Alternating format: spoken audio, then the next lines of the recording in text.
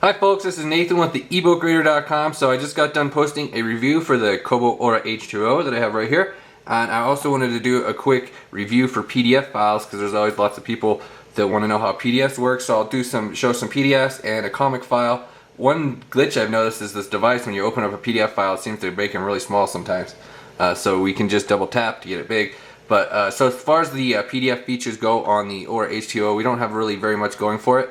But I know you guys always want to know how it works, so let me go ahead and show you what we've got here. So with PDFs on the Kobo devices, we have just a few zooming options. We don't have any like contrast or darkening options or like anything like that you get on some other devices. So if we use this little plus right here, it'll jump up to 150% zoom level. You see up here in this little corner, there's this little icon that tells you how far you're zoomed in, what page you're on. And then you can hit it again and it will go to 200, then 250, then 300.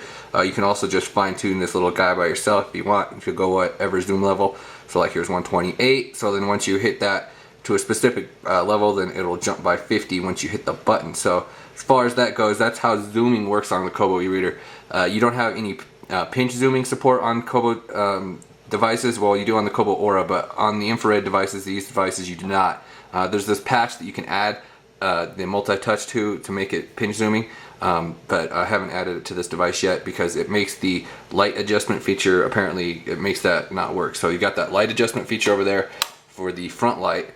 So I guess if you use that patch right now, it makes that go away. You have to use 2 fingers, so it's not a big deal. But so there is an option for multi-touch. It just isn't by default, so you just got to use that little slider. And of course, if you pinch or double tap, it will as well. But it always does the biggest zoom set first. It's like 150%, I think. So it jumps it up really big, or actually that's 200%. So when you do the double tap, it kind of just goes really big usually. So you usually got to come in here and fine tune it. All right, so we got these little icons right here. So this is fit to width, and this is fit to height.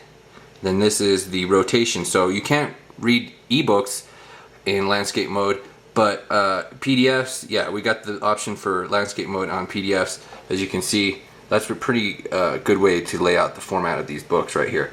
Definitely makes it look better with the screen that way. And then once you scroll over, you get the option to turn the page. So let me go ahead and back this back out to the other view. Okay, so one thing I find kind of annoying is that it always defaults to the top left when you're turning pages. So even if you like scroll down through here, so if we just hold on the screen, we can scroll around the screen.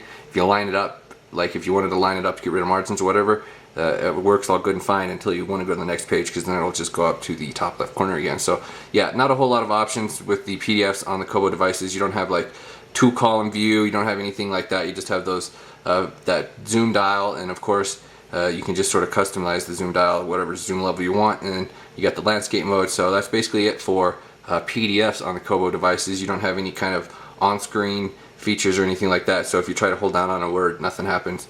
You don't get the dictionary, you just get this, it just starts scrolling around again. So you can actually run searches if you just come down here and hit search in a book, but and you can just pop open the dictionary and type in the word manually. So that's basically how the PDF app renders. I noticed that this is just like a basic text-based ebook.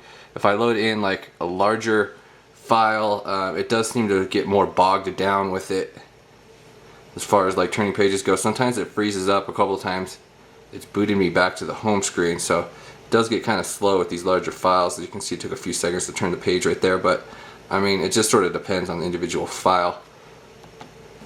So let me go ahead and show you a comic really quick. So it's basically just the same exact deal with PDF. So you can load CBR files on here, and they do actually work pretty well. I mean, it fits to the screen nicely when you use the side width, or actually just the full width as well. So, or the to height.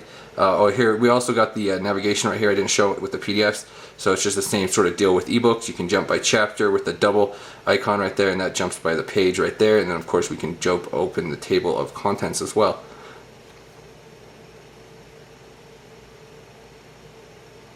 So as you can see, this is how the comic lays out on the larger screen. The text balloons are nice and readable. You can also further the zoom size to go, that's doing to the height.